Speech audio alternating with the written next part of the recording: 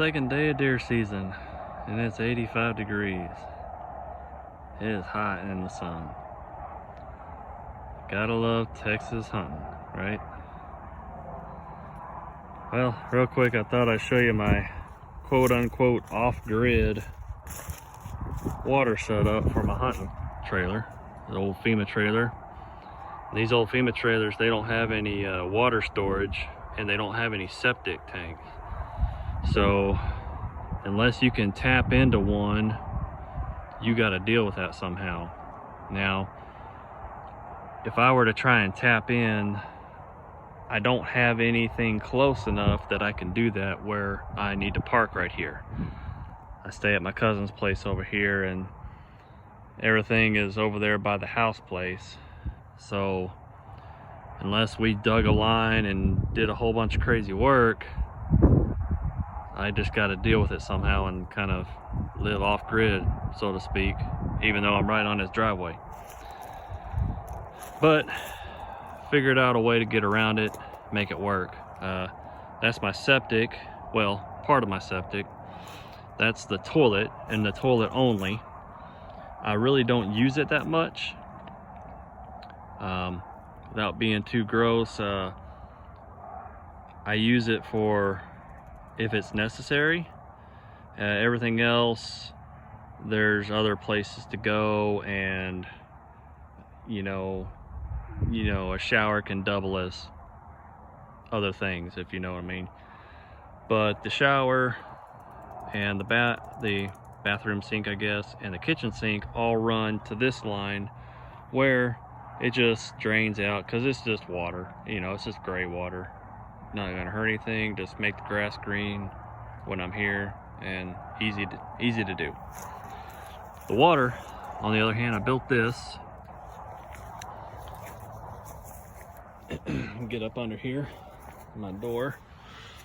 Ugh. You look up here, I've got 3 30-gallon plastic barrels. And that's where I store the water.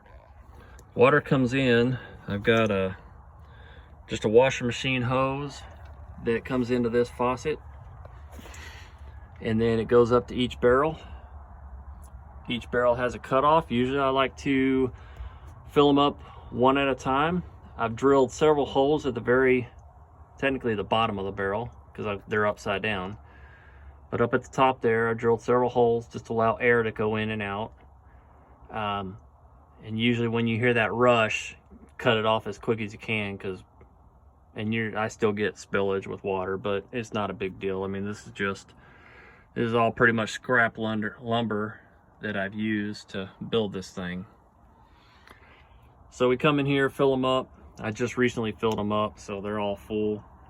And then they go to this main cutoff. I've got cutoffs everywhere just to kind of help with anything I need to do, any kind of checks and balances I need to put on the plumbing. I've got it in places if I thought about it. Then this goes to my pump, just a little transfer pump. At first, I tried this with basically a garden pump, and it had the automatic cutoff and cut on switch. So it was set up to where you turn the faucet on and it'll kick the motor on. Then when you close it, it senses that pressure and cuts it off. That worked a little bit for a while, and I think that switch just was so finicky, cutting on and off all the time, it just ended up burning the motor out or something, because it just quit on me, stopped working. And I really didn't want to try and mess with that again, just because there's a lot of problem areas if it doesn't work right. So this time, instead of doing that, I've got extension plug that plugs in there, but I tied into the cord right here and ran it inside the trailer to a switch. That way I control when it comes on and turns off, and how long it's on and how long it's off, so I can just kind of reduce the chance of burning this motor up. As far as the motor goes, got it at Lowe's. I almost got the one at Harbor Freight because it's cheaper. I want to say, I mean, it was like 40 bucks cheaper or something like that for the same exact thing. Really, it's the same thing, just different color. But Harbor Freight, I've had a lot of good stuff from Harbor Freight, had a couple bad things from Harbor Freight. This is something I just didn't want to skimp out on. And who knows, this may not be any better, to be honest, but just because of reliability issues, I need something that's going to keep working for me as much as possible. So I just went ahead and spent more money at another place, and hopefully it's a better motor. I mean, who knows, who's to say, but I took the chance, spent more money. Hopefully I'll get my money's worth out of it. This goes into a drain right here that goes up just down under this. That way I can just kind of purge the system when I'm gonna leave. I don't want, obviously I don't want anything to freeze in winter months when I'm gone. I do have a heat lamp in here, so when I'm here and I have it running, I can turn that lamp on, mainly just to warm up the piping. The barrels really don't worry about at all. If it freezes in there, there's room for expansion. It'll be fine. We had that hard freeze in March where it was 0 and it got cold here. And I had everything pretty well drained. I mean, a little bit of water in the system, but a little bit of water is not going to hurt anything. You just don't want it full. I didn't have any problems when I came back with any breakage or anything. It was all good to go. But I just want a place to drain it. I can kind of run the pump a little bit and drain it out for a few seconds, just kind of purge it. And then it goes up into trailer that way. Golly, there are so many flies. I don't know what the deal is with the flies. Anyway, we come out here. As you see, I have previously wrapped it with insulation that has eaten off. My idea is I want to build a box, like a wood frame box, to go around this and then fill it with foam. That way it'll completely insulate it and keep it out of the weather and keep it from doing this. I do have, you see this is my wire that goes to my switch. Here, I do have a pipe warmer up under here. So the idea is, now I don't know if it still works, it's been there for a few years and I haven't used it. Usually when I come here it's not freezing, but there was one time I was here and it was freezing and it was a mess. So had to be very conscious of pipe freezing, but just don't want this exposed in the freezing weather. So I got this, that way it's another safety issue when I have it here out on the outside, keep it from freezing. And then once I get in the trailer, the warmth of the trailer should kind of keep everything else from freezing on the inside. Or I can just drain it, shut it off, and not even worry about it, and go back to jugs of water like I've been dealing with. Put another little faucet here just in case. It is good because you can pressurize it. It's got good pressure here. But also if I open it, I'll open this when I drain it, and it just allows that water to drain out of the back a lot easier. And of course I can still disconnect here anytime I want and, you know, take all this off if I need to. The plug for the heater and the pump just plugs in right here and goes to the back.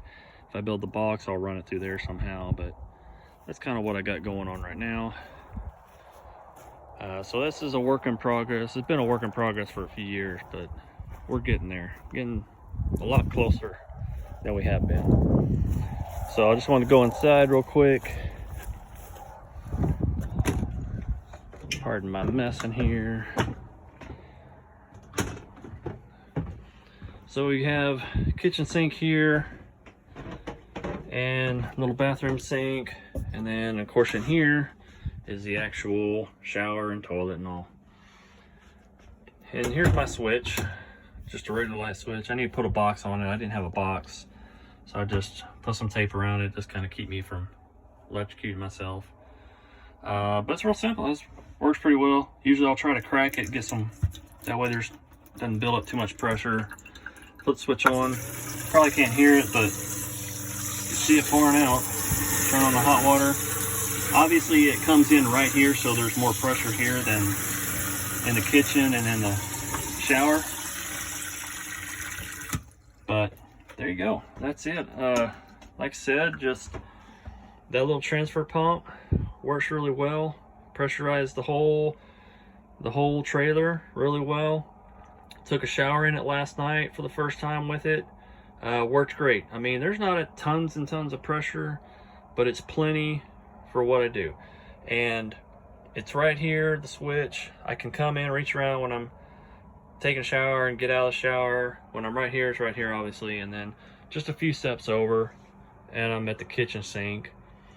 So it's not that bad. And I mean, it's always just me here, so you know, it's not like my wife's here and having to deal with this, you know what I mean?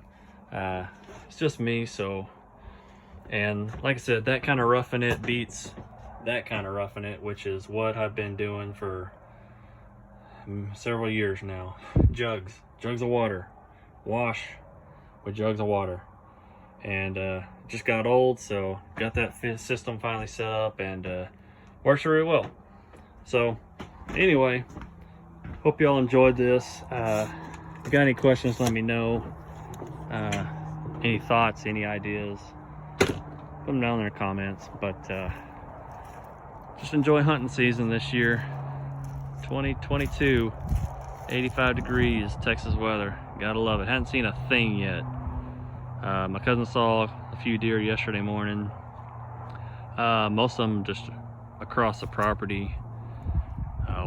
Saw a doe at his feeder, but he's waiting for me to get one, and I hadn't seen a thing. It's been, and there really hadn't been many shots fired this weekend.